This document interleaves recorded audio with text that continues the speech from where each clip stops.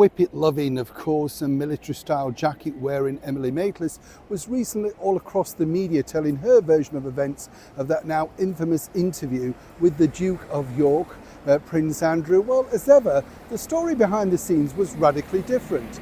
But what you have to remember, a lot of people don't realise this, is it is television and it is entertainment, and it has to have that shock value. Even though she tried to shock, this latest scandal, as it was billed, as a real sort of tell-all insider look of that particular infamous interview, has proved something of a ratings flop.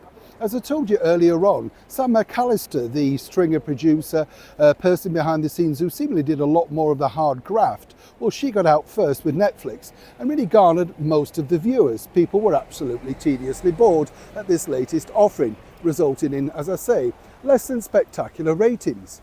But as ever, what was the true story behind the scene of this really damaging aspect of that interview that was very much literally touched upon, but for all the wrong reasons?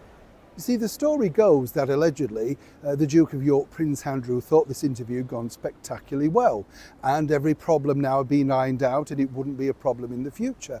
That was the message allegedly fed back to his mother, Her Majesty the Queen. But of course we know that wasn't truly the case, because very quickly the situation engulfed him and the rest of the senior family members. So much so that something needed to be done. But in a very rare moment of, well, not being able to make a decision, I've been told, our late and wonderful monarch, Queen Elizabeth, simply couldn't do this task, not to her own son. And this was really the problem, because this literally filtered on for quite a number of days. But somebody had to do it.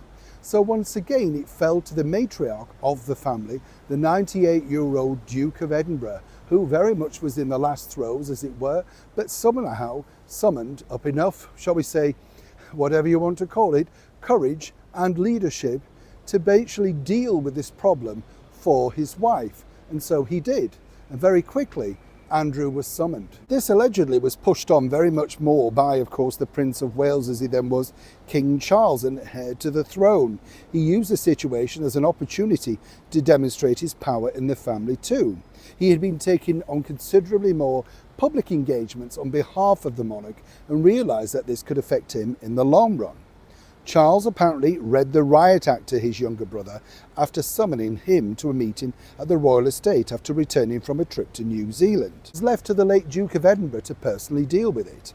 And this is what all of those people miss out, because they don't really know what was going on behind the scenes. According to a royal source, there was no screaming or shouting. Philip told him in no uncertain terms that he had to step down for the sake of the monarchy.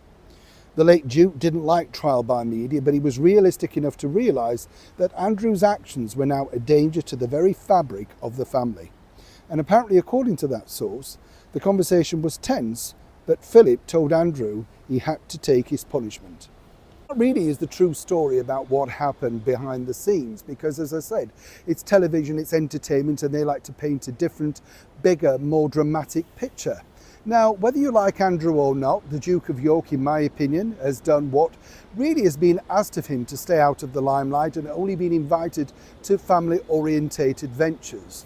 Yes, some might say, of course, he's desperate to push himself back into the limelight, but who isn't in that particular format? And he really wants to make sure that he has something to offer the family. But in the future, many people suggest that this simply won't be the case. He is now rather too toxic for senior members, and every time he steps out, these particular stories come back to the fore. Now you might say, well, I'm covering the story.